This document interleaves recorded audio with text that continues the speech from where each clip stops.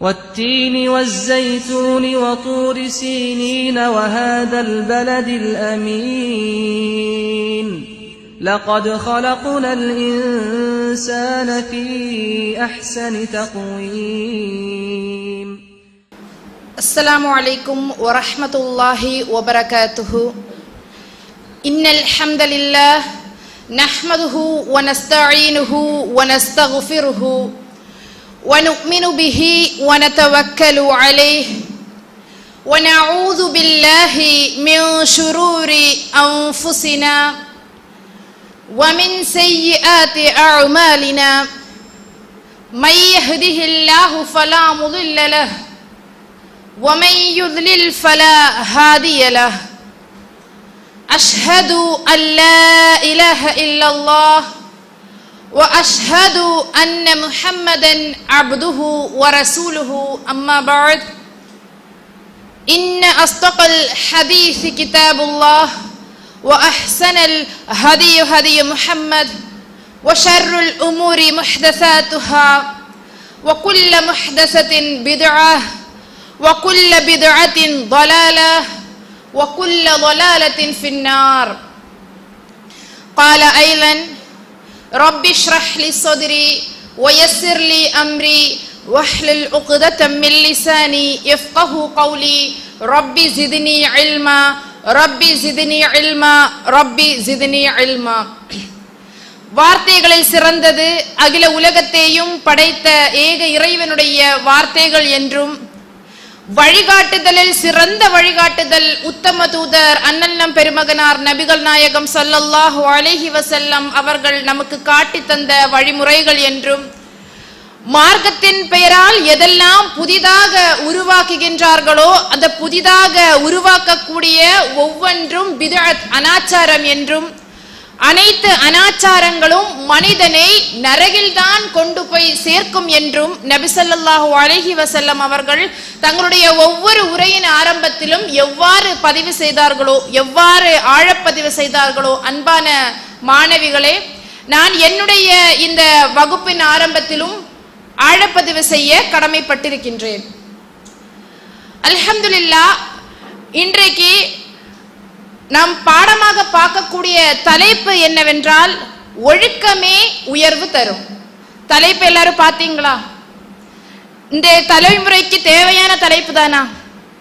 தலைப்பு தேவையானதா இல்லையா? தேவையானது. குறிப்பாக இந்த இளைய சமுதாயமாக இருக்கக்கூடிய இளைஞர்களாக இருக்கக்கூடிய டீனேஜ் பிள்ளைகளாக இருக்கக்கூடிய நம்மளுக்கு மிக மிக முக்கியமான தலைப்பு, அப்படித்தானே?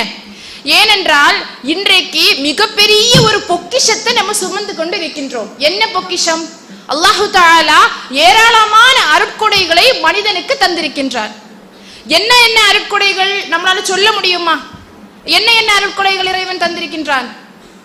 என்ன என்ன அருட்கொடைகள்? ஏராளமான அருட்கொடைகள் நம்மளால சொல்லவே முடியாது, அப்படித்தானே? கண்ணு, மூக்கு, பேச்சு திறன், பார்வை, கல்வி எல்லாமே இறைவன் நம்மளுக்கு தந்திருக்கின்றார். அதிலும் குறிப்பாக அல்லாஹு தஆலா சொல்லும் போது அல்லாஹு தஆலா நம்மளுக்கு தந்த நிஅமத்தை எண்ண நினைத்தால் என்ன செய்ய முடியாது, எண்ணி முடிக்க முடியாது. அவ்வளவு பெரிய நிஅமத்தை, அருட்கொடைகளை இறைவன் நம்மளுக்கு தந்திருக்கின்றார். மிக முக்கியமான பொக்கிஷமாக நாம சுமந்து கொண்டிருக்கக்கூடிய அருட்கொடை என்னவென்றால், நாம் இன்றைக்கு சுமந்து கொண்டிருக்கக்கூடிய நம்முடைய கிரீடமாக நாம் நினைக்கக்கூடிய இஸ்லாமிய மார்க்கம். அல்லாஹு தஆலா இந்த உலகில் எவ்வளவோ மனிதர்கள் இருந்தும் நம்மை என்ன செய்திருக்கின்றான்? தேர்வு செய்திருக்கின்றான். இஸ்லாமிய ஒழுங்குடன் முஸ்லிம் பெண்ணாக நம்மை தேர்வு செய்திருக்கின்றான். இதை நம்ம சுமந்து கொண்டிருக்கக்கூடிய இஸ்லாமை கற்றுக்கொண்டிருக்கக்கூடிய நம்முடைய நிலை இன்றைக்கு எப்படி இருக்கு? சற்று யோசிச்சு பார்ப்போம். இந்த உலகில பெண்களுடைய நிலை எப்படி இருக்கு? குறிப்பாக நம்முடைய முஸ்லிம் சமுதாய பெண்களுடைய ஒழுங்குமுறை எப்படி இருக்கு? யோசிக்கணுமா இல்லையா? யோசிக்கணுமா இல்லையா? எந்த அளவிற்கு என்றால் இன்றைக்கு பெண்களை வெறும் கவர்ச்சி பொருளாக பார்க்கக்கூடிய அளவிற்கு இன்றைக்கு ஊடகங்கள் வந்துடுச்சு. அன்றைய காலத்துல ஐயாமுல் ஜாஹிலியா சொல்லி கேள்விப்பட்டிருக்கீங்களா? ஐயாமுல் ஜாஹிலியா என்னது? ஐயாமுல் ஜாஹிலியா என்னது தெரியலையா? ஐயாமுல் ஜாஹிலியான்னா அறியாமை காலகட்டம். நபிகள் நாயகம் ஸல்லல்லாஹு அலைஹி அவர்களுடைய வருகைக்கு முன்னாடி, அல்லாஹ்வுடைய வேதங்கள் வருவதற்கு முன்னாடி பெண்களுடைய நிலை எப்படி இருந்தது? பெண்களுடைய நிலை எப்படி இருந்தது என்றால், அந்த பெண்ணை வெறும் ஒரு பொருளாதான் பார்த்தாங்க. இழிப்பிறவியாக, ஒரு போக பொருளாக, ஆண்களுடைய ஆசைகளை இச்சைகளை தணிக்கக்கூடிய ஒரு பொருளாக தான் எதை பார்த்தாங்க? ஒரு பெண்ணை பார்த்தார்கள்.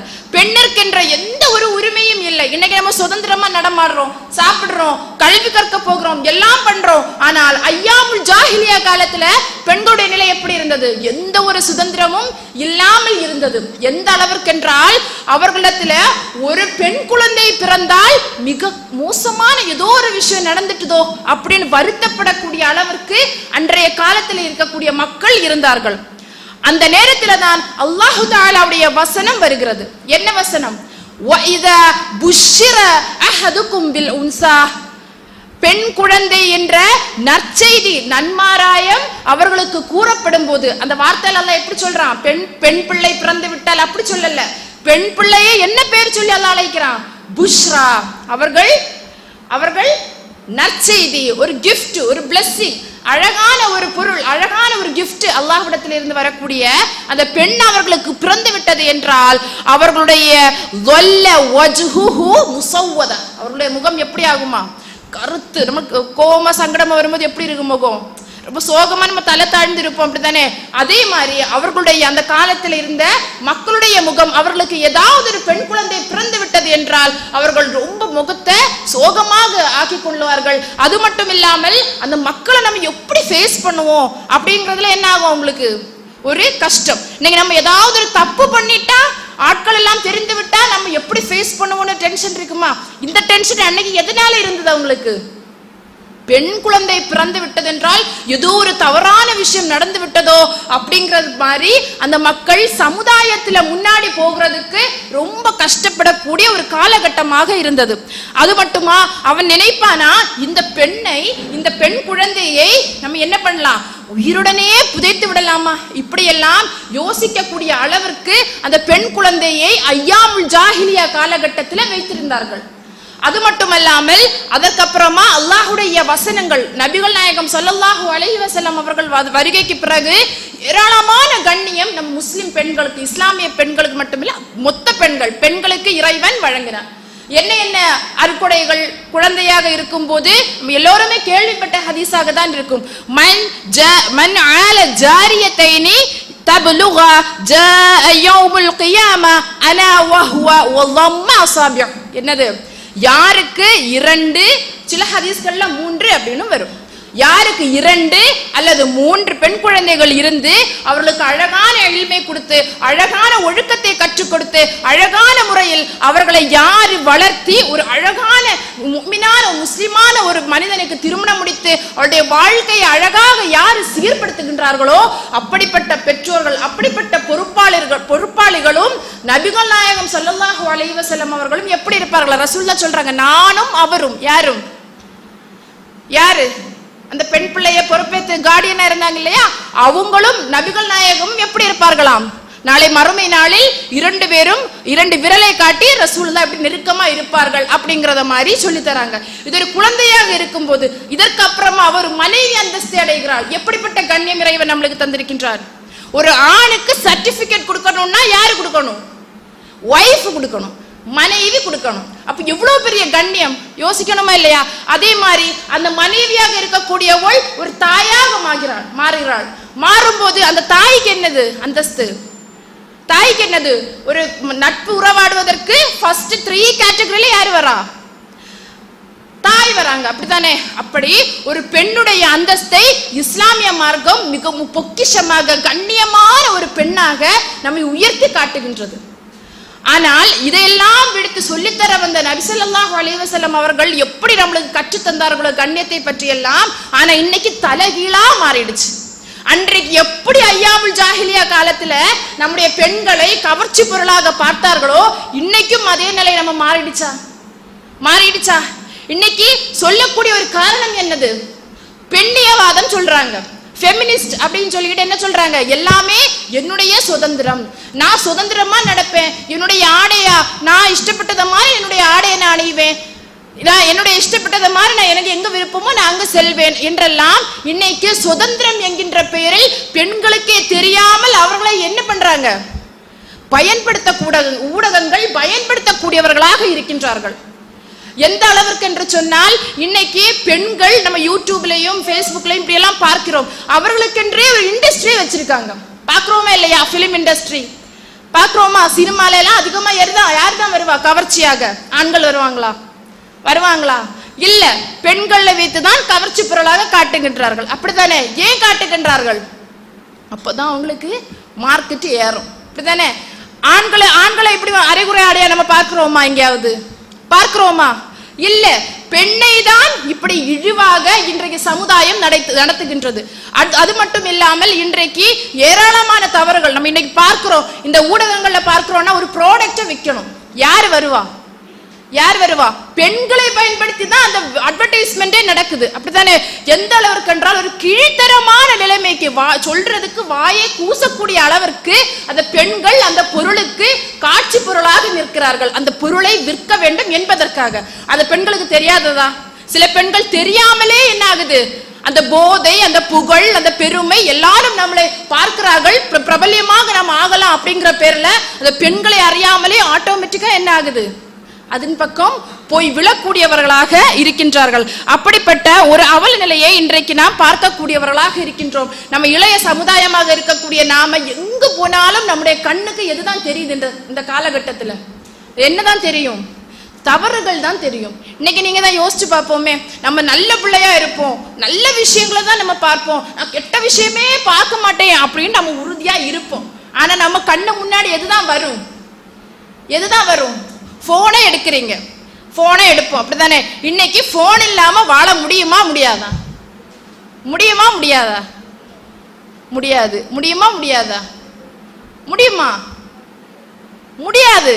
தானே? முடியாது. முன்னாடி காலத்துல முடிஞ்சது, இன்னைக்கு முடியுமா? முடியாது. உங்களுடைய பாடத்திட்டங்கள் எதுல வருது? டைரி போர்ஷன் டெய்லி எழுதி அனுப்புறாங்களா மேம்? அனுப்புவாங்களா? ஆனா என்னுடைய பிள்ளைகள் அப்படி இல்லை. எப்படி வருது? வாட்ஸ்அப்ல அவங்க போர்ஷன் டெய்லி அனுப்பி விடுறாங்க. அப்படி இருக்கும்போது இந்த மொபைல் அப்படிங்கிறது இன்னைக்கு நம்முடைய ஒட்டி உறவாடக்கூடிய ஒரு பொருளாக மாறிடுச்சு. ஆனால் இதை பயன்படுத்தக்கூடிய நம்முடைய மாணவிகளாக இருக்கக்கூடிய நம்மளுக்கு இதை எப்படி கையாளணும் என்பதே தெரியாமல் இன்னைக்கு பல விஷயங்கள்ல நழுவி கூட விழக்கூடிய அளவிற்கு அவல நிலையை ஏற்படுகின்றது. இன்னைக்கு நம்ம ஏதாவது ஒரு நல்ல விஷயம் பார்ப்போம்னு போனை எடுப்போமே, அதுல என்ன வரும்? அதிகமா ரெண்டு தடவை இது பார்க்கும்போது அடுத்து என்ன வரும்? ரீல்ஸ் வரும். அப்படிதானே? எப்படி ரீல்ஸ் வரும்? அவருடைய ஆடை முறை எப்படி இருக்கும்? அவருடைய அந்த தோற்றம் எப்படி இருக்கும்? ஃபுல்லாவே தவறின் பக்கம் அழைக்கக்கூடிய அளவிற்கு தான் அந்த மொபைல் போன்ல அதிகமான விஷயங்கள் நம்மளை கவரக்கூடிய அளவிற்கு தான் இருக்கு. ஏனென்றால் நம்முடைய உள்ளம் எப்படிப்பட்டது? ரொம்ப ஸ்ட்ராங்கான உள்ளமா? இல்ல, ரொம்ப பலவீனமான உள்ளம் நம்முடைய உள்ளம். அப்படி பலவீனமான உள்ளத்திற்கு ரசூலுல்லாஹ் ஒரு உதாரணமும் நம்மளுக்கு சொல்லி தந்தாங்க. என்ன உதாரணம் தெரியுமா? நம்முடைய உள்ளம் எப்படிப்பட்டது என்பதற்கு இன்ன ஹாதல் கல்ப கரீஷத பிஃபலாத்தில் மினல் அர்த், ஒரு பூமியில், ஒரு பாலைவனத்தில், ஒரு பரந்த பூமியில ஒரு சின்ன ஒரு விங்ஸ் கிடக்குது, அதாவது ஒரு இறகு கிடக்குதுன்னு நினைச்சுக்கோங்க. அது விங்ஸ் கிடக்கும் போது காத்து அடிக்குது, ரியா காத்து வரும்போது அது அப்படியே ஒட்டிக்கிட்டு இருக்கும். அந்த இடத்துல இருக்குமா? இல்ல. என்ன ஆகும்? பறந்துட்டே இருக்கும். அப்படித்தானே? ஆனா அந்த பில்டிங் எப்படி இருக்கும்? அந்த இடம் எப்படி இருக்கும்? அந்த பூமி எப்படி இருக்கும்? ஸ்ட்ராங்கா இருக்கும். அதுல கிடக்கக்கூடிய அந்த ரியா, அந்த எது விங்ஸ், அந்த இறகு தான் எது? நம்முடைய உள்ளம். அப்ப நம்முடைய உள்ளம் எப்படி இருக்கும்? ரொம்ப தடுமாறிக்கிட்டே இருக்கும். அந்த உள்ளத்தை நிலைநிறுத்த வேண்டியது யாருடைய பொறுப்பு? எந்த நேரமும் நம்முடைய பொறுப்பு. அதே மாதிரிதான் இந்த உலகில எங்கு பார்த்தாலும் தவறான விஷயங்கள் நம்மை அழைத்து கொண்டே இருக்கும். அதுல உறுதியாக இருக்க வேண்டியது மிக முக்கியமாக நம்முடைய இந்த டீனேஜ் பருவம். இந்த டீனேஜ் பருவம் அப்படிங்கிறது இப்ப நம்ம பேசிக்கலாம், அப்படி போகக்கூடாது, இப்படி போகக்கூடாது, ஏன்னா அந்த பருவத்தை தாண்டி விட்டோம். ஆனால் இந்த டீனேஜ் பருவம் அப்படிங்கிற இந்த பருவத்துல நம்ம பார்க்கக்கூடியதெல்லாம் நல்லவைகளாக நம்மளுக்கு தெரியும். நம்ம உம்மா ஒரு விஷயத்த சொல்லுவாங்க, மக்களே இது தப்பான விஷயம், இப்படி பண்ணாத, அப்படி போகாத அப்படின்னு சொல்லும் போது நம்மளுக்கு இந்த வயசுக்கு எப்படி தோணும்? அது உம்மா சொல்லிட்டாங்க நான் கேப்பேன் அப்படின்னு தோணுதா? நம்ம என்ன சொல்லுவோம்? எல்லா பிள்ளைங்களும் இப்படிதானே பண்ணாங்க, அதுல என்ன தப்பு அப்படின்னு சொல்லிக்கிட்டு நம்ம அதை அட்வைஸ் கேட்கும் போதே அப்படி ஒரு கோவமா பேச வரும்போதே சொல்லுவோம், அட்வைஸ் பண்றதா வேண்டாம் அப்படின்னு. அந்த வயசுக்கு நம்மளுக்கு எது சரி எது தவறு என்பதை பகுத்து தருவதற்கு நம்முடைய பெற்றோர்கள் இருக்கிறார்கள். ஆனா நம்முடைய பிள்ளைகளுக்கு அது கோபம் தான் வரும். ஏனென்றால் அந்த பருவம், நம்முடைய பருவம் என்பது அப்படிப்பட்ட பருவம். இந்த இளைய சமுதாயம், இந்த இளைஞர்களாக இருக்கக்கூடிய இந்த பருவத்துல நம்ம அதிகமாக என்ன பண்ணணும், கவனமாக ஒழுக்கமாக இருக்கணும். ஒழுக்கம் போய்விட்டதென்றால் திரும்ப கிடைக்குமா? திரும்ப கிடைக்குமா? சீக்கிரமா நம்மளுக்கு கெட்ட பொண்ணு அப்படின்னு பேர் வாங்கலாம், சீக்கிரமா நல்ல பிள்ளைன்னு பேர் வாங்க முடியுமா? நம்ம ஒழுக்கமா நல்ல பிள்ளையா நல்ல முறையில நம்ம நடந்துகிட்டு இருக்கோம், திடீர்னு ஏதாவது ஒரு தவறின் மூலமாக நம்முடைய பேர் கெட்டு போச்சுன்னா அந்த நல்ல பிள்ளையுடைய பேர் நம்மளுக்கு வருமா? வராது. எப்போதும் அந்த தவறை சுட்டி காட்டியவர்களாகத்தான் நம்முடைய இந்த உலகில் இருக்கக்கூடியவர்களும் சரி, நாளை மறுமையிலும் அல்லாஹு தஆலா தௌபா செய்யாமல் இருந்தால் நம் அப்படிப்பட்டவர்களாக ஒழுக்கக்கேடானவர்களாக ஆகிவிடுவோம். அப்போது ஒரு ஒழுக்கம் என்பது நம்ம எப்படி இருக்கணும், நம்முடைய உயிருக்கும் மேலான ஒரு விஷயம். டிசிப்ளின் கேள்விப்பட்டிருக்கோம் இல்லையா? டிசிப்ளின் என்ன பழமொழி தெரியும் ஒழுக்கத்தை பற்றி? சொல்லுங்க பார்ப்போம். ஒழுக்கத்தை பற்றி ஏதாவது திருவள்ளுவர் எல்லாம் சொல்லியிருக்காங்கல்ல, திருக்குறள் எதுவும் தெரியாதா?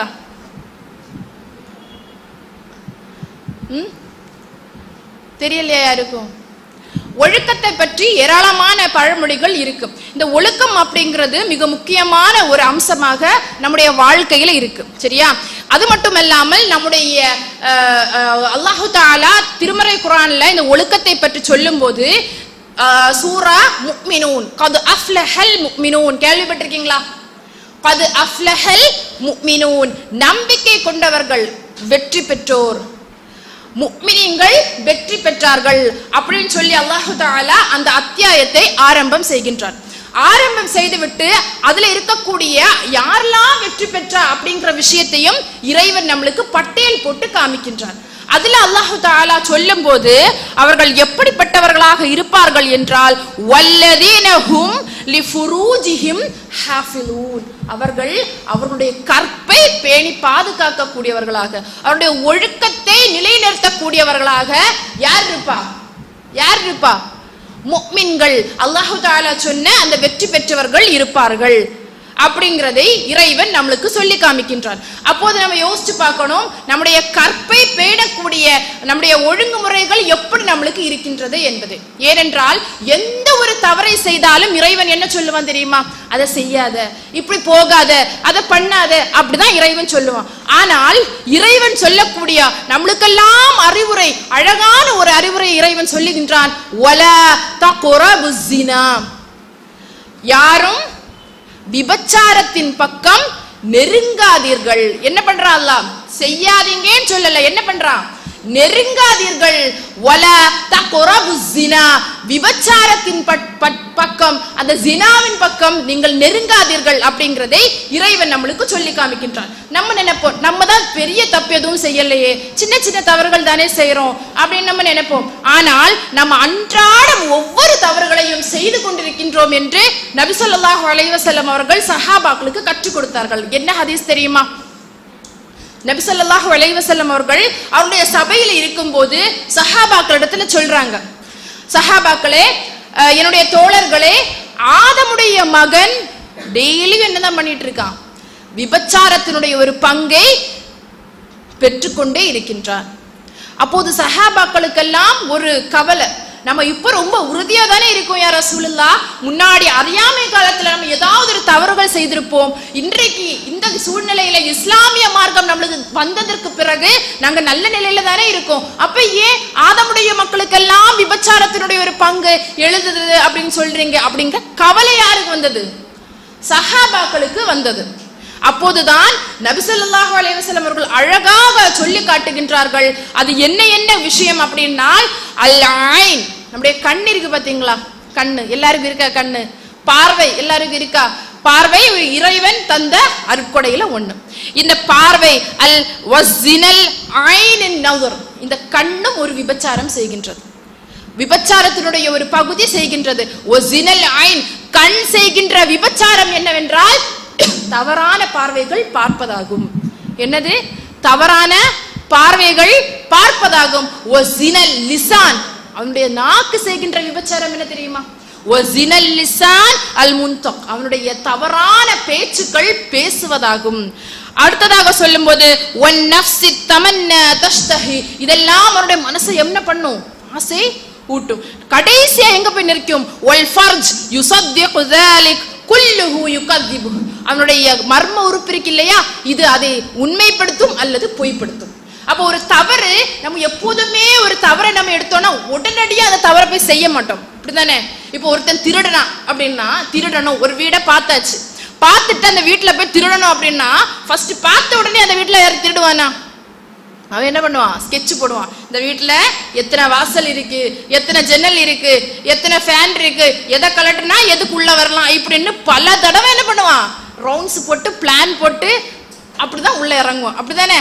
அதே மாதிரிதான் ஒரு விஷயத்தின் பக்கம் நம்ம போகிறோம், ஒரு பெரிய தவறு இழைக்கிறோம் அப்படின்னா அது என்ன ஆகாது? உடனடியாக வராது. சின்ன சின்னதா தான் ஆரம்பிக்கும். சின்ன சின்னதா நம்மளே அறியாமலே ஆரம்பிக்கக்கூடிய தவறுகள் கடைசியில எதுல போய் விழும்? ஜினால போய் விழுந்து விடும். அதனாலதான் ஃபர்ஸ்ட் நம்ம கட்டுப்படுத்த வேண்டியது நம்மிடத்துல என்னது? ஃபர்ஸ்ட் எதை கட்டுப்படுத்தணும்? நம்ம எதை? கண்ணு. சின்ன ஒரு விஷயம் மாதிரி இருக்கு, அப்படிதானே? கண்ணு. நம்ம நினைச்சா இப்படி பண்ணலாம், அப்படி பண்ணலாம், எப்படியும் பண்ணலாம். நம்ம நினைச்சா மேல பார்க்கலாம், சைட்ல பார்க்கலாம், இந்த பக்கம் பார்க்கலாம், கீழே பார்க்கலாம். நம்ம நினைச்சா என்ன பண்ணலாம்? யார பார்க்கணுங்கிறத நம்மளுக்கே முடிவெடுக்கலாம். எடுக்கலாமா இல்லையா? எடுக்கலாமா இல்லையா? எடுக்கலாம். அதனாலதான் நம்முடைய கண் அப்படிங்கிறதை இறைவன் பார்வையை தாழ்த்த வேண்டும் என்கின்ற ஒரு சட்டத்தை நம்மளுக்கு தருகின்றார். ஆண்களுக்கும் ஃபர்ஸ்ட் சொல்றான் சூரத்து நூர்ல இறைவன் சொல்லும் போது ஆண்களுக்கு ஃபர்ஸ்ட் சொல்றான், வக்குல்லில் முஃமினீன், ஆண்களே நீங்கள் என்ன பண்ண வேண்டும்? உங்களுடைய பார்வைகளை தாழ்த்தி கொள்ள வேண்டும், உங்களுடைய கற்புகளை பேணிக் கொள்ள வேண்டும் என்று ஆண்களுக்கு கட்டளை போட்டுவிட்டு அடுத்த வசனமாக யாருக்கு கட்டளை வருது? பெண்களுக்கு வருது. வக்குல்லில் முஃமினாத்தி யகுதுல்ன மின் அப்சாரிஹின்ன வயஹ்ஃபல்ன ஃபுரூஜஹுன்ன.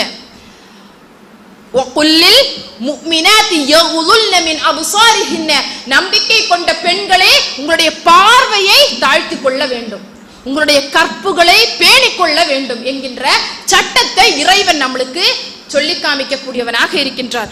ஆனால் இன்றைக்கு நம்முடைய பார்வைகள் எல்லாம் எப்படி இருக்கு யோசிச்சு பார்ப்போமே. வெளியே போகிறோம் அப்படின்னா எத்தனையோ பசங்க போவாங்க, எத்தனையோ ஆட்கள் போவாங்க, ஆனா நம்முடைய பார்வை எப்படி இருக்கும்? ஒருக்கா பார்த்துட்டு பேசாம போயிடுவோமா?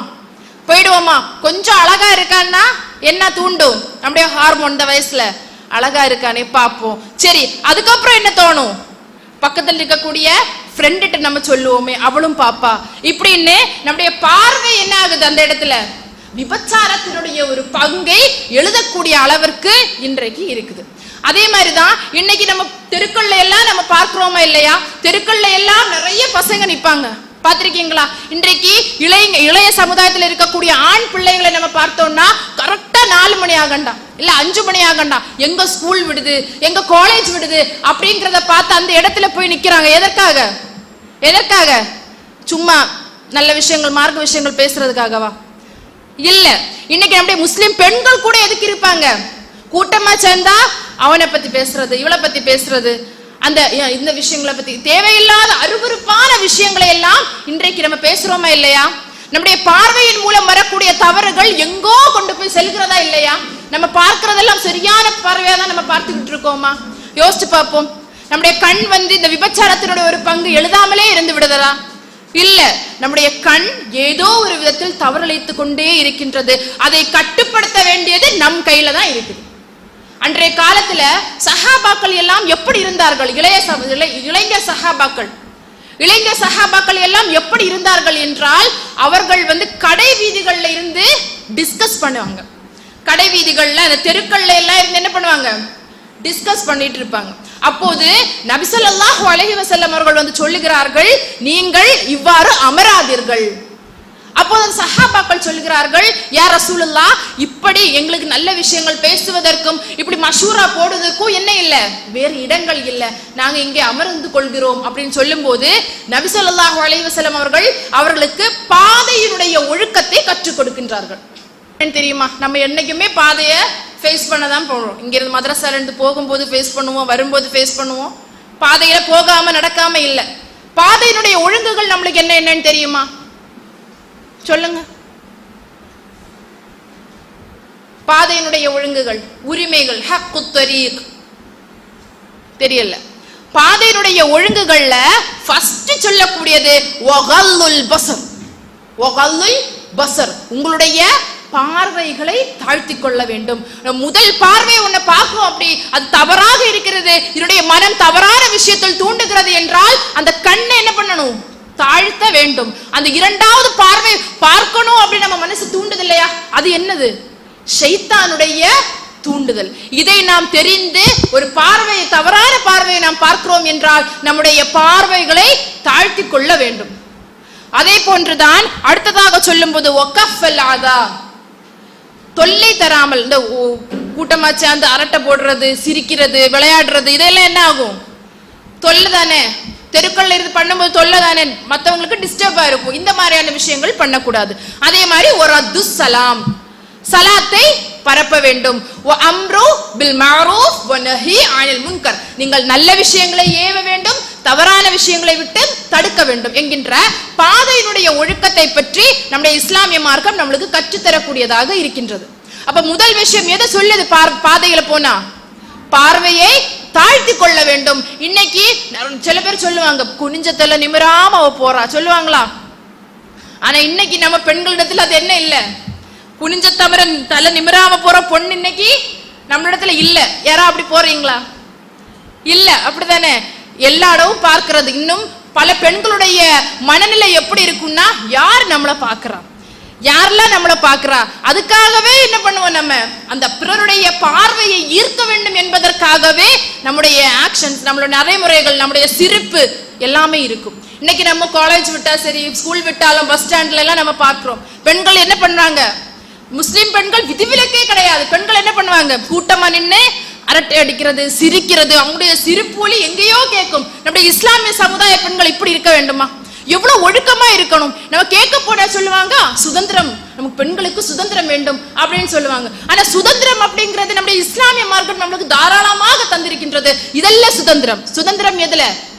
சுதந்திரம் எதுல? நம்முடைய கண்ணியம், நம்ம கண்ணியம், அப்படி நம்ம கண்ணியமாக இருக்கணும், நம்முடைய ஒழுங்குமுறைகளை சரிப்படுத்த வேண்டும் என்கிறதுல தான் நம்ம சுதந்திரத்தை தேட வேண்டும். ஆனால் இன்றைக்கு எந்த அளவிற்கு மோசமான நிலைமை என்றால், சுதந்திரம் வேண்டும், நான் அடங்கி போறவள் கிடையாது, அப்படிப்பட்டவள் கிடையாது, எனக்கு எல்லா உரிமைகளும் இருக்கிறது, அப்படியெல்லாம் பேசக்கூடியவர்களை என்ன சொல்றாங்க இன்னைக்கு? பிற்போக்குவாதி, இவளுக்கு ஒண்ணுமே தெரியாது, இவன் அந்த காலத்தில் இருக்கிறா அப்படிங்கிற மாதிரி எல்லாம் பேசுறாங்களா இல்லையா? ஆனால் உண்மை என்ன? இறைவனுக்கு தெரியும் பெண் என்பவள் எப்படிப்பட்டவள். பெண் என்பவள் ஆண்களை ஈர்க்கக்கூடியவள். அல்லாஹு தஆலா கூட குர்ஆன்ல என்ன சொல்றான்? ஸுய்யின லின்னாஸ், ஆண்கள், மனிதர்களே, உங்களுக்கு கவர்ச்சியாக காட்டப்படும். அதுல ஒரு விஷயம் என்ன தெரியுமா?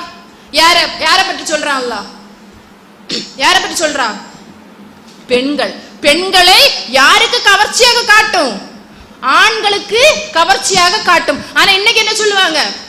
என்ன சொல்லுவாங்க இன்னைக்கு நிறைய பேர் சொல்றது என்னன்னா, நம்ம மேல என்ன குத்தம், பார்க்கிற அவனுக்கு கண்ணுல தான் குத்தம் அப்படிங்கிற மாதிரி சொல்லுவாங்க. ஆனா இன்றைக்கு அந்த பார்க்கிற கண்ணை குத்தமா காட்டுறது யார் மூலமாக?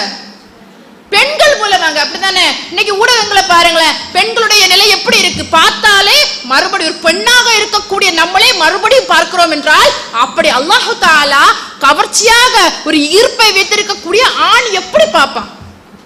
யோசிக்கணுமா இல்லையா? எவ்வளவு கேவலமான விஷயங்கள். இன்னைக்கு நம்முடைய முஸ்லிம் சமுதாய பெண்கள் கூட இந்த விஷயத்துல விதிவிலக்கே கிடையாது. இன்னைக்கு vloggers இறங்கி இருக்காங்க யூடியூப்ல, பாக்குறோமா இல்லையா? ஃபர்ஸ்ட் எல்லாம் என்னது, ஏதோ 2, 3, 4 அப்படி ஏதோ ஒரு ஃபேமிலி தான் இறங்கிச்சு. இன்னைக்கு எப்படி இருக்கு? இன்னைக்கு எப்படி இருக்கு? சமுதாயமே இறங்கி அதுல கிடக்குறத மாதிரி இருக்கு. அதுல நல்ல விஷயங்களை காட்டுறாங்க. எந்த மாதிரியான விஷயங்களை எல்லாம் காட்டுறாங்க அந்த vlog அப்படிங்கிறதுல? ஃபர்ஸ்ட் கிச்சன் டூர்னு, கிச்சன்ல இருக்கக்கூடிய சமையல்னு ஆரம்பிக்கிறாங்க. அப்படித்தானே? மீன் கறி எப்படி வைக்கணும், சாம்பார் எப்படி வைக்கணும், இப்படின்னு ஆரம்பிக்கிறாங்க.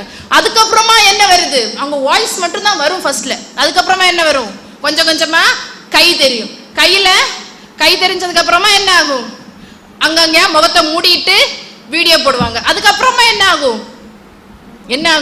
முகத்தை திறந்துட்டு வீடியோ போடுவாங்க. அதுக்கப்புறம் என்ன ஆகும்? வீட்டில் இருக்கக்கூடிய தேவையில்லாத விஷயத்தை எல்லாம் என்ன பண்றது? உலகத்துக்கு வெட்ட வெளிச்சமா காட்டுறது. இதுவா நம்முடைய இஸ்லாமிய பெண்களுடைய நிலைமை இருக்க வேண்டும்? இப்படியா இருக்கணும் நம்ம இஸ்லாமிய ஒழுக்கம்?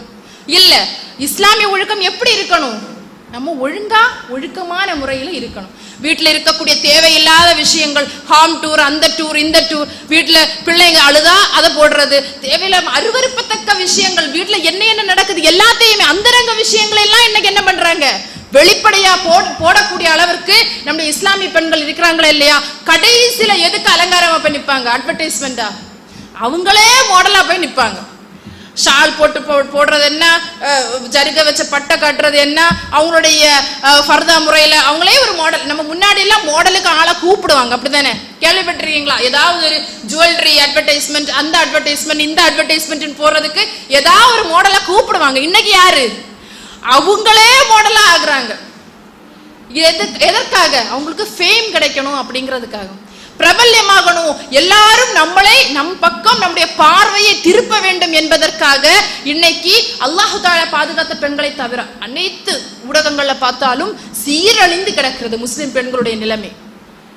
அவர்களே தெரியாமல் அந்த பணமும் புகழும் ஃபேம் எல்லாம் கிடைக்கும் போது அவங்களே தெரியாம என்ன ஆகுது, பெண்கள் அதன் பக்கம் விழக்கூடியவர்களாக இருக்கின்றார்கள். இதையெல்லாம் பார்க்கிறது யாரு? நாம. அப்படிதானே? நம்மளுக்கு ஒரு நாள் அவ வீடியோ போடலன்னா அவ வீட்டுல என்ன நடந்ததோ, முன்னாடி சீரியல் பாக்குறதுக்கு தான் நம்ம டென்ஷன் அடிப்போம், அப்படிதானே?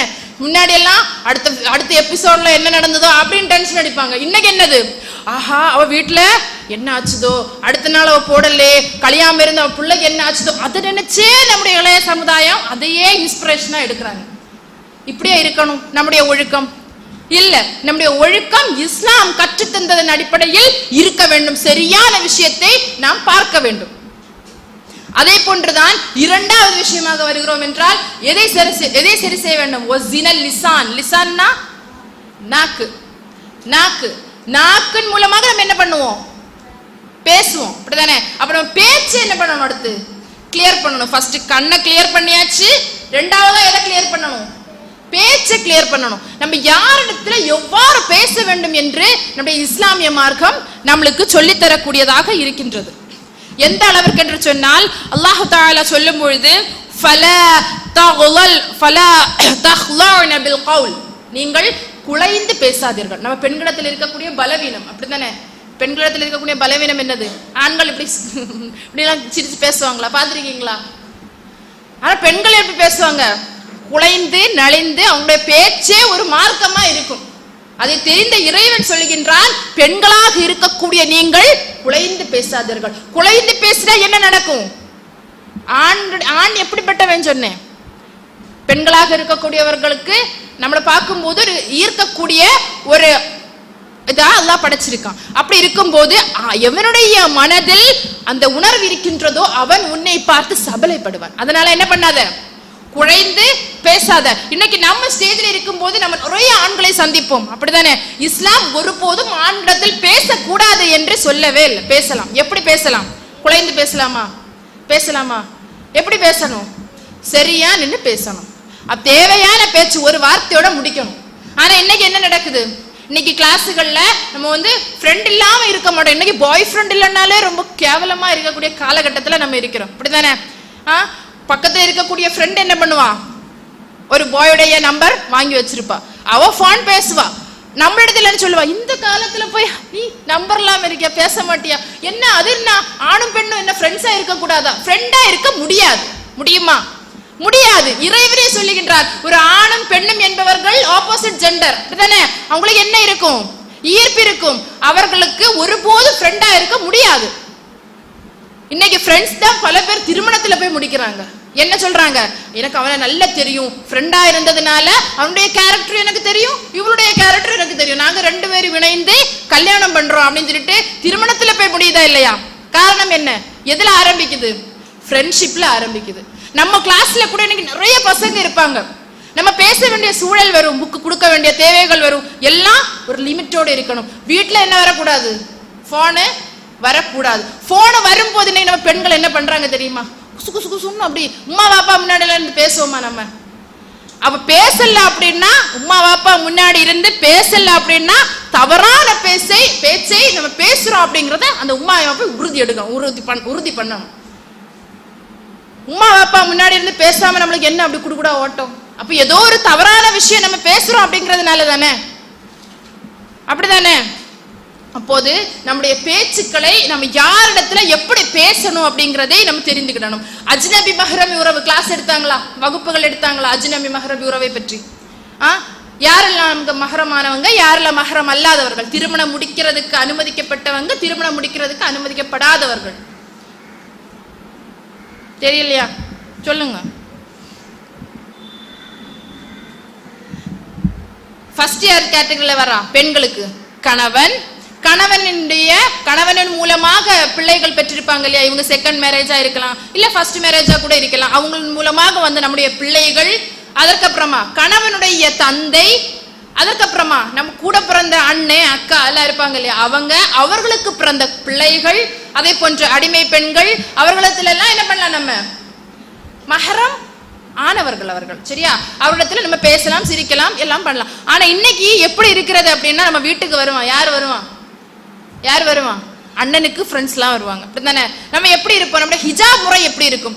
அண்ணனுடைய ஃப்ரெண்ட்ஸ் தான் வேணும்னு இல்லையே, வீட்டுல ஏதோ ஒரு தேவைக்காக பல ஆண்கள் ஈபி பில் எடுக்கிறது, ரீடிங் எடுக்கிறதுக்கு வருவான், பால் வாங்குறதுக்கு வருவான், ஸ்கூல்ல இருக்கக்கூடிய சார் இருப்பாங்க. இப்படி பல ஆண்களை வந்து நம்ம சந்திக்கக்கூடியவர்களாக இருப்போம். அவரிடத்துல எல்லாம் நம்ம எப்படி பழகணும்? ஒரு லிமிட் இருக்கணும். இதெல்லாம் வந்து வெளிப்படையான விஷயம், அப்படிதானே? வெளிப்படையாக ஒரு ஆணை பார்க்கும் போது நம்ம எப்படி அவரிடத்துல பழகுறோம் என்பதை ஒரு அளவுக்கு நம்ம சுதாகரிச்சிருக்கலாம்.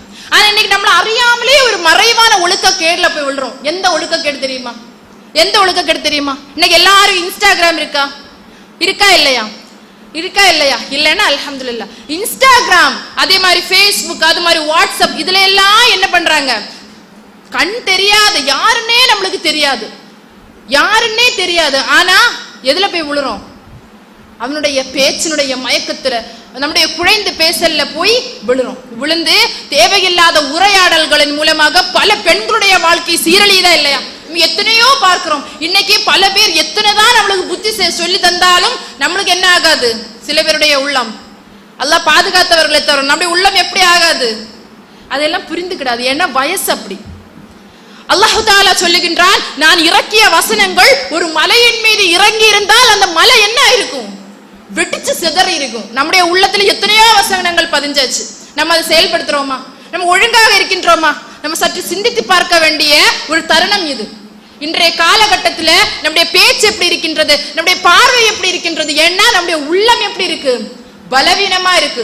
யூசுப் அலைஹிஸ்ஸலாம் யாரு? யூசுப் நபி யாரு? ரொம்ப அழகான கல்வி ஆற்றல் உள்ள, கனவுகளுக்கெல்லாம் விளக்கம் சொல்லக்கூடிய ஒரு சிறந்த தூதர், அப்படிதானே? அந்த யூசுப் நபிக்கே என்ன ஆயிடுச்சு? ஒரு பொண்ணை பார்க்கும்போது மனம் தடுமாறி விட்டது. அப்படி இருக்கும் போது நம்மளாக இருக்கக்கூடிய நம்மளுக்கு என்ன நிலைமை இருக்கும்? யோசிச்சு பாருங்க. அப்ப நம்ம என்ன பண்ண வேண்டும்? நம்முடைய பார்வையை ஃபர்ஸ்ட் தாழ்த்த வேண்டும். அன்றைய காலத்துல ரசூலுல்லாஹ்க்கு பின்னாடி ஒரு சஹாபி இருந்து வந்தாங்க, ஃபதுல் பின் அப்பாஸ் அப்படிங்கிற ஒரு சஹாபி. அந்த சஹாபி என்ன பண்றாங்க? அப்படி பயணம் செய்து வரும்போது இந்த பெண்கள் எல்லாம் என்ன பண்றாங்க அப்படின்னா, இறங்கி வந்து ரசூலுல்லாஹ்விடத்துல மார்க்க விஷயங்களை பற்றி கற்றுக்கொள்வதற்காக கொஸ்டின் கேட்கிறாங்க.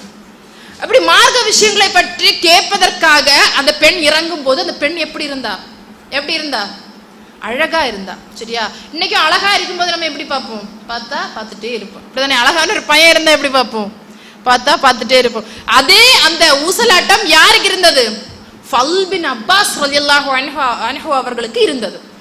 அந்த பெண் வந்து மார்க்க விஷயங்களை பற்றி ரசூலுல்லாஹ்விடத்துல பேசும்போது ஃபதுல் பின் அப்பாஸ் என்ன பண்றாங்க? அந்த பெண்ணையே பார்த்து கொண்டு இருக்கின்றார்கள். அப்ப ரசூலுல்லாஹ் என்ன பண்ணாங்க? அவங்களுடைய இந்த வாய் பக்கத்துல இருந்து இருக்கு இல்லையா, இதை பிடிச்சி திருப்புறாங்க. நீ தவறான பார்வையை பார்க்கின்றாய், உன்னுடைய பார்வையை தாழ்த்திக்கொள். அந்த இடத்துல ரசூலுல்லாஹ் அவர்களை சுதாகரித்தார்கள். அப்ப நம்ம இன்னைக்கு யோசிக்கணும், நம்முடைய பார்வைகள் எப்படி இருக்க வேண்டும், நம்முடைய பேச்சுக்கள் எப்படி இருக்க வேண்டும். தனித்து நம்ம இருக்கிறோம் அப்படின்னா, ஒரு ஆண் வருகிறான் என்றால் நம்ம என்ன பண்ணக்கூடாது? வீட்டுல அனுமதிக்க கூடாது. உம்மா வாப்பா யாரும் இல்லைன்னா ஏதோ ஒரு தேவைக்காக நம்முடைய இஸ்லாமிய சட்டம் என்ன? மஹரம் அல்லாத உறவு நம்மிடத்துல தனியாக இருக்கும் போது தனித்திருக்க கூடாது அவருடன். ஏன்னா நம்ம இன்னைக்கு ஜாயிண்ட் ஃபேமிலியா இருக்கும்போது என்ன இருக்கும், பாப்பாவுடைய பெரியாப்பா எல்லாம் இருப்பாங்க இல்லையா, ஒரு கணவனுடைய ஒரு ஃபேமிலி, அதே மாதிரி கணவனுக்கு ஒரு தம்பி அண்ணன் அப்படி இருந்தாங்கன்னா அவங்க ஒரு ஃபேமிலி, ஜாயிண்ட் ஃபேமிலியா பல வீடுகள்ல இருக்காங்க, அப்படித்தானே? அப்ப சஹாபிகளுக்கு ஒரு டவுட் வருது, ஒரு ஆண் மஹரம் அல்லாத ஆண் பெண்ணுடன் தனித்திருக்க கூடாது அப்படிங்கிற போது கணவனுடைய சகோதரன் இருந்தாலும் தப்பா அப்படின்னு கேக்குறாங்க. அப்ப ரசூலுல்லாஹ் என்ன சொல்றாங்க, அல்ஹம்வுல் மௌத், எப்படி அந்த சகோதரனும் எப்படிப்பட்டவன், மௌத்துக்கு நிகரானவன், ரொம்ப தவறான விஷயம். எப்படி இருக்க கூடாது, நம்ம இருந்தாலும் மூன்றாவதா யார் வருவான், ஷைத்தான் வருவான் அப்படிங்கறத தெரிந்த ரசூலுல்லாஹ் நம்மளுக்கு அதை பற்றியான ஒரு ஒழுக்கத்தை நம்மளுக்கு கற்று தந்தார்கள். அப்ப நம்முடைய பார்வையை நம்ம தாழ்த்தணும், நம்முடைய பேச்சுக்கள்ல நம்ம ஒழுக்கம் கொண்டு வரணும். இதற்கு முக்கியமா நம்மளுடைய எது இருக்கணும், நம்முடைய ஆடையை நம்ம சரி செய்ய வேண்டும்.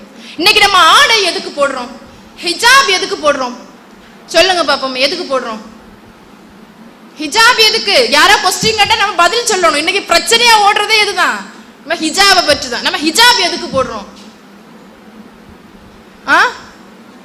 மறைக்க வேண்டியதை மறைக்கிறதுக்கு, அப்படித்தானே? மறைக்க வேண்டியதை மறைக்கிறது. நம்முடைய அழகை யாருக்கு மட்டும்தான் நம்ம காட்டணும், ஹஸ்பண்ட் வருவாங்க இல்லையா, அவங்களுக்கு மட்டும்தான் நம்ம காட்டணும். ஆனா இன்னைக்கு நம்ம அழகை யாருக்கெல்லாம் காட்டிட்டு இருக்கோம், யாருக்கு காட்டுறோம்? நம்முடைய அழகை மற்றவர்கள் பார்க்க வேண்டும் என்பதற்காக ஸ்டேட்டஸ் வைக்கிறோமா இல்லையா, ப்ரொஃபைல் வைக்கிறோமா இல்லையா? எப்படி ப்ரொஃபைல், முகத்தை காட்டாட்டியும் மொத்தம் தெரியும், அந்த அளவுக்கு திரும்பி நின்று போசன்னா அப்படி போசன்னா. நம்ம வாழ்க்கையில எல்லாரோடைய முக்கியம் எது, நம்மளுக்கு லைக் கிடைக்கணும், அப்படிதானே? 10 பேர் நம்ம இடத்துல போய் சூப்பர் வா சூப்பர் அப்படின்னு போட்ட உடனே நம்மளுக்கு என்ன ஆயிடும், அதுல ஒரு மகிழ்ச்சி. ஆனா அது என்ன, அது மகிழ்ச்சியா, அது மகிழ்ச்சியா? அங்க என்ன ஆயிடுச்சு, அல்லாஹ் தீமையை எழுதி விட்டான், உன்னை பார்த்து பிறருக்கு ரசிச்சுட்டான். நம்ம ரசிக்கணும் அப்படிங்கிறதுக்காக தானே நம்ம ஸ்டேட்டஸ் வைக்கிறோம், நம்ம அழகை காட்ட வேண்டும் அப்படிங்கிறதுக்காக தானே நம்ம ஒவ்வொரு போஸ்டும் போடுறோம், ஒவ்வொரு ஸ்டோரியும் போடுறோம். இப்படியா நம்ம இருக்கணும்? பெண் என்பவள் எப்படிப்பட்டவள், பெண் என்பவள் எப்படிப்பட்டவள், அழகான ஒரு பொக்கிஷம். ஒரு தங்கத்தையும் ஒரு வைரத்தையும் நம்ம என்ன பண்ணுவோம், எல்லாரும் பாருங்க எல்லாரும் பாருங்கன்னு கொண்டு நடப்போமா, தெருவுல நடப்போமா? இல்ல, பொத்தி அதுக்கான ஒரு கவர்ல போட்டு யாரும் பார்க்க கூடாது, ஏன்னா அவ்வளவு விலை மதிப்பு தானே, அதனால நம்ம அவ்வளவு பொக்கிஷமா கொண்டு போறோம். அதை விட மிக கண்ணியமான ஒரு ஆள் தான் யாரு, நம்ம இஸ்லாத்துல நம்ம பெண்களுக்கு கண்ணியமா அவ்வளவு வழங்கி இருக்கு. அப்படிப்பட்ட கண்ணியமான பெண்களாக இருக்கக்கூடிய நம்முடைய ஆடை எப்படி இருக்கு, நம்முடைய ஃபர்தா எப்படி இருக்கு, நம்முடைய ஹிஜாப் தலையில போடக்கூடிய ஷால் எப்படி இருக்கு? நம்முடைய ஹிஜாபை நம்ம பார்த்தோம்னா ஒரு பெல்ட் தொங்கும் இடுப்பு கிட்ட. எதுக்கு நம்ம போடுறோம் ஹிஜாபு ஃபர்தா? உடம்பு எங்கேயுமே தெரியக்கூடாதுங்கிறதுக்காக இறுக்கமான ஆடை அணியக்கூடாது என்பது நம்ம இஸ்லாமிய சட்டம். ஆனா நம்ம எதுக்கு ஃபர்தா போடுறோம், ட்ரெஸ் போடுறத மாதிரியே இன்னைக்கு ஃபர்தா போடுறோம். ஒருத்தி போறான்னா அது ட்ரெஸ்ஸா இல்ல ஃபர்தாவா அப்படின்னு நம்ம தேடணும். அந்த அளவிற்கு அலங்காரம், இதுக்காக ட்ரெஸ்ஸே போட்டு போயிடலாமேன்னு தோணும். அந்த அளவிற்கு அதுல ரொம்ப மினுக்கன்னா ஜிகுனா என்ன, இங்க இருந்து 3-4 கட்டை என்ன, அங்க கிழிஞ்சு கிடக்கிறது என்ன, அதுக்கப்புறம் வேற என்னெல்லாம் ஃபேஷன். இந்த இடுப்பு கிட்ட என்ன ஆகும், ஒரு எலாஸ்டிக் மாதிரி சுருங்கி வரும், அதே என்ன ஆகும், நம்ம ஷேப்பை அப்படி காமிச்சிட்டு அப்புறமா கீழே போயிடும். அதுக்கப்புறமா கவுனு ஃபர்தா என்ன, இங்க ஒரு பெல்ட் வேற, பெல்ட்டை போட்டு என்னது இறுக்கி வைக்கிறது. அப்படி இருக்கும்போது என்ன ஆகும், நம்மளுக்கு ஃபர்தா உடம்ப மறுபடியும் இறுக்கி காட்டும், இப்படிதானே? இதுக்காகவே நம்ம ஹிஜாப் போடணும், இதுக்காகவே நம்ம ஃபர்தா போடணும். ஃபர்தாவுடைய நோக்கம் என்ன, உடம்ப அலங்காரத்தை பிறர் பார்க்க கூடாது. அதே போன்றது நம்ம தலையில சுத்துற ஹிஜாப் ஒரு பெரிய ஷாலா இருக்கும். நம்ம பெரிய ஷாலை எதுக்கு தேடணும் தெரியுமா? பெரிய ஷாலை போட்டோம்னா இந்த இடம் எல்லாம் கவர் ஆகணும் அப்படிங்கிறதுக்காக நம்ம ஷாலை தேடணும். ஆனா இன்னைக்கு நம்ம எதுக்கு அந்த 2.5 மீட்டர் ஷாலை தேடுறோம் தெரியுமா? நிறைய லேயர் வைக்கணும் இல்லையா? இந்த இடத்துல நிறைய லேயர் வைக்கணும். இந்த இடத்துல நிறைய லேயர் வரணும்னா குட்டி 1 மீட்டர் ஷால்ல முடியுமா? முடியாது. 2.5 மீட்டர் ஷால் பெருசா வாங்கினாதான் சுத்துன்னு சுத்தி வைக்க முடியும். அந்த சுத்துல எத்தனை கல்லு வைக்கணும்? இந்த இடத்துல இருந்து தொடங்கி ஆரம்பிச்சு இங்க வர கல்லு, இங்க எல்லாம் பெரிய பளபளங்கிற கல்லு. எதற்கு? நம்ம அலங்காரம் எதுக்கு? நம்ம இவ்வளவு அழகா போறோமே, கண்ணுல மைய போட்டு லிப்ல லிப்ஸ்டிக் போட்டு என்னெல்லாம் அழகா போறோம், த்ரெட்டிங் எல்லாம் பண்ணி மேக்கப் எல்லாம் பண்ணி எவ்வளவோ ஃபேஷியல் பண்றோமே. இன்னைக்கு மரணித்தோம் அப்படின்னா நம்முடைய கண்ணு 2 நாள் கழிச்சு போய் பார்த்தா குண்டுக்குள்ள எப்படி கிடக்கும்? கண்ணுல என்ன இருக்கும்? ஐலைனர் போட்ட மைய எப்படி இருக்குமா? குண்டா கிடக்கும். மூக்கு எப்படி இருக்கும்? மான்ஸ்டரோட ரொம்ப கேவலமா இருக்கும். அந்த அளவுக்கு நம்ம மூக்கு இருக்கும். வாய் எப்படி இருக்கும்? வாய் எப்படி இருக்கும்? ரொம்ப போட்டு மினுக்குறோமே நம்ம சுண்டு, நம்ம லிப்ஸ். எப்படி இருக்கும்? லிப்ஸே இருக்காது, அப்படித்தானே? அந்த நம்ம பல்லு உந்திட்டு நிற்கும். அந்த அளவுக்கு தான் நாளைக்கு நம்முடைய நிலைமை இருக்க போகுது. இந்த முகத்தை நம்ம அழகாக காட்டுறதுக்காக இருக்கிறதே அழகுதான். அல்லாஹ் நம்மள அழகா தானே படைச்சான். அழகு இல்லாம யாரா இருக்கீங்களா? அழகான கை, அழகான கால், அழகான கண்ணு, அழகான உறுப்புகள் எல்லாமே அழகா இறைவன் நம்மளுக்கு தந்தான். அந்த அழகை வச்சுட்டு இன்னைக்கு நம்ம அதுக்கு ஒரு அழகு. அதனாலதான் இறைவன் தன்னுடைய வசனத்துல அதற்கு அப்புறமா சொல்றான், வகுல்லில் முஃமினாத்தி யகுதுல்ன மின் அப்சாரிஹின்ன வயஹ்ஃபல்ன ஃபுரூஜஹுன்ன வலா யுப்தீன ஸீனத்தஹுன்ன இல்லா மா ظஹர மின்ஹா. அவர்கள் வெளியே தெரியும் அலங்காரத்தை தவிர மற்றவற்றை வெளிப்படுத்த வேண்டாம். எதெல்லாம் வெளிப்படுத்தலாம்? முகம், 2 கை, இந்த இது வரைக்கும், அதுக்கப்புறமா 2 கால்னா கால். ஆனால் இன்னைக்கு நம்ம அதை மறைப்போம். எப்படி மறைப்போம்? இன்னைக்கு பனியன் குளோத்ல வேற ஃபர்தா இறங்கி இருக்கு. நம்முடைய உடல் அமைப்புகள் எல்லாம் அப்படியே தெரியும். அந்த அளவிற்கு நம்முடைய ஹிஜாப் முறைகள் இருக்கு. ஆனால் ஒழுக்கத்துக்கெல்லாம் பேர் போன சஹாபிய ஒரு பெண்மணி யாரு தெரியுமா? ஒழுக்கத்துக்கே பேர் கேட்டாங்க. அஹ்சன்து ஃபர்ஜஹா. உங்களுடைய பேர் என்னது? மரியம் அலைஹிஸ்ஸலாம். சரியா? மரியம் அலைஹிஸ்ஸலாமுடைய வாழ்க்கையை பார்த்தோம்னா அவங்க ரொம்ப ஒழுக்கமான ஒரு பெண்மணின்னே சொல்லலாம். அவ்வளவுக்கு உடைய ஒழுங்குமுறைகள் இருந்தது. இன்னைக்கு நம்ம யாரா வந்தா வீட்டுல இருந்தபடியே வெளியே இறங்கி போவோம், அப்படித்தானே? ஆனா மரியம் அலைஹிஸ்ஸலாம் அவர்கள் எப்படிப்பட்ட பெண்மணி என்பதை இறைவன் நம்மளுக்கு சொல்லி காமிக்கின்றார். எந்த அளவிற்கு அவர்கள் ஹிஜாபை பேணினார்கள் என்பதை இறைவன் நம்மளுக்கு சொல்லி காமிக்கின்றான். அவர்களை நம்ம முன்மாதிரியா எடுக்கணும். இன்னைக்கு சொல்றாங்க இல்லையா, ஆடை எனது சுதந்திரம், நான் விருப்பப்பட்ட ட்ரெஸ்ஸை போடுவேன், யார வேணா கெடுக்குவேன், இப்படி சொல்றாங்க இல்லையா? அவங்க இல்ல நம்ம இன்ஸ்பிரேஷன் யாரு? மரியம் அலைஹிஸ்ஸலாம் நம்முடைய இன்ஸ்பிரேஷனா இருக்கணும். என்ன செஞ்சாங்க மரியம் அலைஹிஸ்ஸலாம்? அவர்களுடைய வாழ்க்கையை நாம் பேசினா பெரிய ஒரு வரலாறு, மரியம் அலைஹிஸ்ஸலாமுடைய வரலாறு. மரியம் அலைஹிஸ்ஸலாம் அவர்கள் இம்ரானுடைய மகள். இம்ரான் அப்படிங்கிற ஒரு நல்ல மனிதனுடைய மகள் தான் யாரு? மரியம் அலைஹிஸ்ஸலாம். அப்படிப்பட்ட அந்த மரியம் அலைஹிஸ்ஸலாம் அவர்களுக்கு ஒரு பெரிய ஒரு நம்பிக்கை இறைவன் மேல, எப்போதுமே இபாதத் செய்யக்கூடிய ஒரு பெண்மணி தான் யாரு? மரியம் அலைஹிஸ்ஸலாம். அப்படி இருக்கும்போது அவங்க அவங்களுடைய உம்மா வயிற்றுல இருக்கும் போதே மரியம் அலைஹிஸ்ஸலாம் அவர்களை நேர்ச்சை பண்ணலாம், இறைவனுடைய வழியிலேயே நேர்ச்சை பண்ணி விடலாம் அப்படிங்கிற ஒரு ஆசை. ஆனா பிறக்கிறதோ எந்த குழந்தை? ஆம்பளை பிள்ளை தானே அப்படி விடுவாங்க, இறை பணியிலேயே நீ போ அப்படின்னா. ஆன மாதிரியா பெண்ணு இல்ல, பெண்ணுக்கென்று பல ஒழுக்கங்கள், அவளுக்கென்று பல விஷயங்கள் உண்டு. அப்படி இருக்கும்போது அந்த நேர்ச்சை விஷயத்துல என்ன பண்ண முடியாது, பெண்களை இன்க்ளூட் பண்ண முடியாது. அப்போ உமாவுக்கு ரொம்ப கவலை. இருந்தாலும் என்ன பண்றாங்க, அவங்களுடைய அந்த முடிவை மாற்ற வேண்டாம் என்பதற்காக இறை பணியிலேயே அர்ப்பணம் செய்கிறார்கள். யாரு? மரியம் அலைஹிஸ்ஸலாமுடைய உம்மா. மரியம் அலைஹிஸ்ஸலாம் அவர்கள் பைத்துல் முகத்தஸ் அப்படிங்கிற பள்ளிவாசல்ல சேருறாங்க. அவருடைய பொறுப்பாளராக யார் வர்றா தெரியுமா? யார் வளர்த்துறா? ஜக்கரியா அலைஹிஸ்ஸலாம். அவரும் ஒரு தூதர். வளர்த்தி மரியம் அலைஹிஸ்ஸலாம் அவர்கள் தனிமையில் இருக்கிறாங்க, இபாதத் செய்யறாங்க. அப்போது ஒரு நாள் யார் வரா? ஒரு மனித உருவில் ஜிப்ரீல் அலைஹிஸ்ஸலாம் அவர்கள் வருகிறார்கள். ஒரு ஒழுக்கமுள்ள பெண் தனியாக இருக்கும்போது, நம்ம வீடுகள்ல தனியாக இருக்கும்போது ஒரு ஆண் ஒருத்தன் வரான் அப்படின்னா நம்ம என்ன பண்ணுவோம்? நம்ம நின்னலே போய் யாரு அப்படின்னு எட்டி பார்க்கணுமா? இல்ல, ஹிஜாப தேடணும், அப்படிதானே? அதேதான் ஃபத்தஹத் மின் தூனிஹிம் ஹிஜாபா. மரியம் அலைஹிஸ்ஸலாம் அவர்கள் என்ன செஞ்சாங்க? யாரோ ஒரு ஆண் அங்க நிக்கிறான் அப்படின்னு தெரிஞ்ச உடனேயே திரையை போட்டுக் கொண்டார்கள். திரைன்னா அவங்க நிக்கிறது அவங்களுக்கும் தெரியாது, அவங்க நிக்கிறது இவங்களுக்கும் தெரியாது.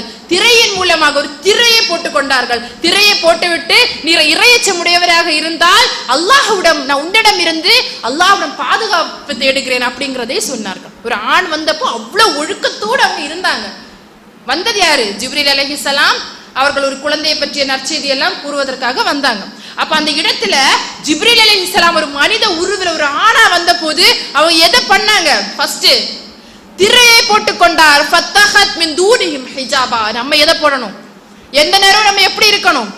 ஹிஜாபாக இருக்கணும். ஸ்டேட்டஸுக்காகவோ பிறருடைய பார்ப்பதற்காக நம்ம ஹிஜாபி அப்படிங்கிறதுக்காகவோ என்ன பண்ணக்கூடாது? நம்ம ஹிஜாபு போடக்கூடாது. நம்முடைய ஒழுக்க முறைகளை பேணுவதற்காக. இது எங்கேயுமே நம்மளை என்ன பண்றது கிடையாது, அடிமைத்தனம் பண்றது கிடையாது. உலகத்துல என்ன சொல்லுவாங்க, நிறைய இடங்கள்ல இன்னைக்கு நம்ம போராடுறோம், அப்படிதானே, ஹிஜாப் போடணும், நம்மளுடைய சுதந்திரம்னு சொல்லிட்டு நம்ம பேசுறோம். ஆனா நம்ம பிள்ளைங்களே என்ன பண்றது கிடையாது, ஹிஜாப் பண்றது கிடையாது. நம்மள பல பிள்ளைகள் என்ன பண்றோம் அப்படின்னா, நம்ம ஸ்கூலுக்கு போகும்போது உம்மா அப்பா பயந்தே வாழ்றோம். ஸ்கூலுக்கு போகும்போது போட்டிருக்கக்கூடிய ஹிஜாபை அந்த முஸ்லீம் ஸ்கூலா அனுமதிக்கப்பட்ட ஸ்கூலாக இருந்தாலும் இப்படி போட்டிருக்கக்கூடிய பின்னே என்ன பண்ணுவோம், அந்த நேரம் ஆகும்போது கலட்டி விட்டுருவோம். ஏன் கலட்டி விடும் போது நம்ம அப்படி முன்னாடி எல்லாம் என்னது, ஹிஜாபு கீழே விழாம இருக்கிறதுக்கு போடும், இப்போ விழுறதுக்காகவே இங்க வர வச்சிருப்போம். இப்படி தூக்கி போடுறதுலயே ஒரு ஸ்டைலு, அப்படிதானே, அதுக்குன்னே ஒரு ஸ்டைலா இருக்கிறதுக்காக அப்படியே நம்ம லூசா விட்டுருப்போம். நம்ம யாருக்கு பயப்படணும், அல்லாஹ்விற்கு பயப்படணும். அல்லாஹ் தந்த சட்டம், ஒரு ஹிஜாப் சட்டம், ஆடை முறை சட்டம் இறைவன் நம்மளுக்கு வழங்குகிறான் என்றால் அதுல ஒரு நன்மை இருக்கிறது, அதுல ஒரு பேணுதல் இருக்கின்றது. நம் நல்லதுக்காக தான் இறைவன் ஏதோ ஒரு சட்டத்தை வைத்திருக்கின்றான் என்பதை நாம் புரிந்து நம்முடைய ஒழுக்கத்தோடு நாம் வாழக்கூடியவர்களாக இருக்க வேண்டும். பெண்களிலேயே 4 பெண்கள் சொர்க்கத்து பெண்கள் யாரெல்லாம் தெரியுமா? 4 பெண்கள், ஃபாத்திமா ரலியல்லாஹு அன்ஹா, ஹதீஜா ரலியல்லாஹு அன்ஹா, மரியம் அலைஹிஸ்ஸலாம், வேற ரலியல்லாஹு அன்ஹா, அவங்க. அப்ப 4 பெண்கள் என்னது, நம்மளுக்கு முன்மாதிரி. அவர்களுடைய வாழ்க்கையை பார்த்தால் அவர்களும் ஒழுக்கத்துக்கும் ரொம்ப அடாப்டா இருப்பாங்க. அந்த அளவிற்கு அன்றைய சஹாபிய பெண்கள் ரசூலுல்லாஹ் ஹிஜாபுடைய சட்டத்தை சொல்லும் போது அன்றைய கால பெண்கள் என்ன பண்ணுவாங்களோ, ரொம்ப கனமான ஒரு ஆடையை போட்டு அவர்களை மூடிக்கொள்ளுவார்கள். அந்த அளவிற்கு வெட்க உணர்வோடு அவர்கள் இருந்தார்கள். நம்மிடத்துல வெட்கம் இருக்கா? நம்மளுக்கு இன்னைக்கு வெட்கம் இருக்கா? நம்மள நிறைய பேர் சொல்லுவோம், எதுக்கு வெட்கப்படணும், நம்ம இன்னைக்கு உள்ள நியூ ஜெனரேஷன் அப்படித்தானே, யாருக்கும் பயப்படக்கூடாது, நாம் தலையை நிமித்தி நான் ஸ்டாண்டா நடக்கிறேன் அப்படின்னு நம்ம நினைப்போம். ஆனா பெண்ணாக இருக்கக்கூடியவளுக்கு எது வேணும், வெட்க உணர்வு வேணும். அன்றைய கால சஹாபிகள்ல ஒரு பெண்மணியை பார்த்து நபி ஸல்லல்லாஹு அலைஹி வஸல்லம் அவர்கள் சொல்லுகின்றார்கள், உங்களுக்கு சுவனத்து பெண்ணை நான் காமிக்கட்டுமா? சஹாபாக்கள்கிட்ட கேட்கிறாங்க. அப்ப சஹாபாக்கள் சொல்லுகிறார்கள், யார் யார் ரசூலுல்லாஹ்? அப்போது ஒரு அபிசீனியா பெண்ணை கை காமிச்சுட்டு ரசூலுல்லாஹ் சொல்லுகிறார்கள், அந்த கருத்த பெண்மணி தான் சுவனத்து பெண்மணி, அந்த கருத்த பெண்மணி தான் சுவனத்து பெண்மணி என்று சொல்லும் பொழுது அந்த சஹாபி இடத்துல ரசூலுல்லாஹ் சொல்லுகின்றார்கள், அந்த பெண்மணி போய் ரசூலுல்லாஹ் இடத்துல கேட்கிறாங்க, அந்த பெண்மணிக்கு வலிப்பு நோய், சாவி எல்லாம் கொடுக்கும்போது குறையும் இல்லையா, அந்த ஒரு நோய், அந்த ஃபிக்ஸ் நோய், அந்த வலிப்பு நோய் அந்த வரும்போது, யா ரசூலுல்லாஹ், எனக்கு இந்த வலிப்பு நோயினால ரொம்ப கஷ்டப்படுறேன், அந்த வலிப்பு நோயை குறைப்பதற்காக இறைவனிடத்துல துஆ செய்வீர்களா அப்படின்னு யாரு கேட்கிறா? அந்த பெண் கேட்கிறாங்க. அப்போது நபி ஸல்லல்லாஹு அலைஹி வஸல்லம் அவர்கள் சொல்லுகிறார்கள், உனக்கு நோய் குறைய வேண்டும் என்றால் நோய் குறையும், இல்லாமல் நீ பொறுமையாக இருந்தாய் என்றால் உனக்கு என்ன கிடைக்கும்? அங்க சொர்க்கம் கிடைக்கும். நீ எதை தேர்ந்தெடுக்கிறா அப்படின்னு சொல்லி கேட்கும் போது அந்த பெண் எதை சொல்றாங்க? நான் பொறுமையாக இருக்கிறேன், எனக்கு சொர்க்கம் தான் வேணும் அப்படிங்கறத சொல்லுகின்றார்கள். அதற்கு அடுத்தபடியாக அந்த பெண் ஒன்ன சொல்லுகிறார்கள், யா ரசூலுல்லாஹ், இதையும் கூட கேளுங்க, என்ன விஷயம் தெரியுமா? இந்த வலிப்பு நோய் வரும்போது நான் தெருக்கள்லையோ அங்க இங்கெல்லாம் போகும்போது அந்த நோயின் காரணமாக என்னுடைய ஆடை விலகும், என்னுடைய கையோ மொத்தமா தெரியும்னு சொல்ல, ஏதோ ஒரு கை முகம் ஏதோ காலை அப்படியே கொஞ்சம் நீங்கிடும், அதுக்காக என்னுடைய ஆடை விலகுகின்றது. யா ரசூலுல்லாஹ், அதுக்காக துஆ செய்வீர்களா? இன்னைக்கு நம்ம என்ன பண்ணுவோம், அதுக்காகவே ட்ரெஸ் போடுறோம். நம்முடைய ஹிஜாப் எப்படி இருக்கும்? 2 துண்டு இந்த இடத்துல கிடக்கும். இறைவன் சொல்லுகின்றான், உங்களுடைய என்னது மார்பின் மீது முக்காடுகளை போட வேண்டும், இதுதான் சட்டம். நம்முடைய ஹிஜாப் எப்படி இருக்கு? கழுத்துக்கு மேலே இருக்கு, இல்லைன்னா 2 துண்டு இங்க கிடக்கும். எதுக்கு? கொஞ்சம் கழிஞ்சா அந்த துண்டு ஒண்ணு மேலே ஏறும், அடுத்து இந்த வேண்டும் மேலே ஏறும், இங்க என்ன ஆகும்? திறந்து மெனுக்கி இருக்கும். இதுவா நம்முடைய ஹிஜாப்? நம்முடைய ஆடை ஒழுக்கங்களாக இருந்தாலும், நம்முடைய பேச்சுக்களாக இருந்தாலும், நம்முடைய பார்வையாக இருந்தாலும், இந்த பெண்ணை தீண்டுனா, இந்த பெண்ணை பக்கம் போனா எப்படிப்பட்டவன் நம்மளை விட்டு வைக்க மாட்டா அப்படிங்கிற அளவுக்கு ஒரு ஆண் பயப்படக்கூடிய அளவிற்கு நம்முடைய ஒழுங்குமுறை இருக்க வேண்டும். இவளா அவள்கிட்ட பேசினாவே எல்லார்ட்டையும் பேசி சிரிச்சுட்டே இருப்பா, அவளா ஒரு பொண்ணு அப்படின்னு அவன் நம்மளை கேவலமாக பேசக்கூடிய அளவிற்கு இருக்கக்கூடிய ஒழுங்குமுறைகளா யாரிடத்துல இருக்கக்கூடாது? பெண்கள் நாம் இருக்கக்கூடாது. அந்த பெண் இஸ்லாத் விஷயத்துல, அந்த ஒழுக்க விஷயத்துல ரொம்ப பேணுதலா, எங்க போனாலும் கரெக்டா இருக்கக்கூடிய பெண் அப்படிங்கிற பேர் வாங்கக்கூடிய ஒழுக்க பெண்ணாக யார் இருக்கணும்? நாம இருக்கக்கூடியவர்களாக இருக்கணும். இது இம்மையில் மட்டுமல்ல, நாளை மறுமையிலும் நம்மளுக்கு என்ன இருக்கும்? கற்பொழுக்கம் பேணிய பெண்ணிற்கு அதற்கான அந்தஸ்து இறைவன் வல்ல ரஹ்மான் தரக்கூடியவனாக இருப்பான். ஆக நம்முடைய வாழ்க்கையில இந்த ஒழுக்கம் அப்படிங்கிறது இந்த வயதில் இருந்து ஆரம்பித்தால் தான் நம்முடைய இறுதி மூச்சு வரை ஒழுக்கமுள்ள பெண்களாக, பேர் கேட்கக்கூடிய பெண்களாக நாம் ஆகுவோம் என்பதை உணர்த்தி நம்முடைய மனதை எந்த பொழுதும் திருடமாக, எந்த தீமையை பார்த்தாலும் நாம் அதன் பக்கம் சரிந்து போகாமல் எப்பொழுதும் உறுதியாக இருக்கக்கூடிய ஈமானை நம் துஆ கேட்டவர்களாக இந்த உரையை முடித்துக் கொள்கின்றேன். வஆகிரு தஅவானா அல்ஹம்துலில்லாஹி ரப்பில் ஆலமீன். அஸ்ஸலாமு அலைக்கும் வரஹ்மத்துல்லாஹி வபரகாத்துஹு.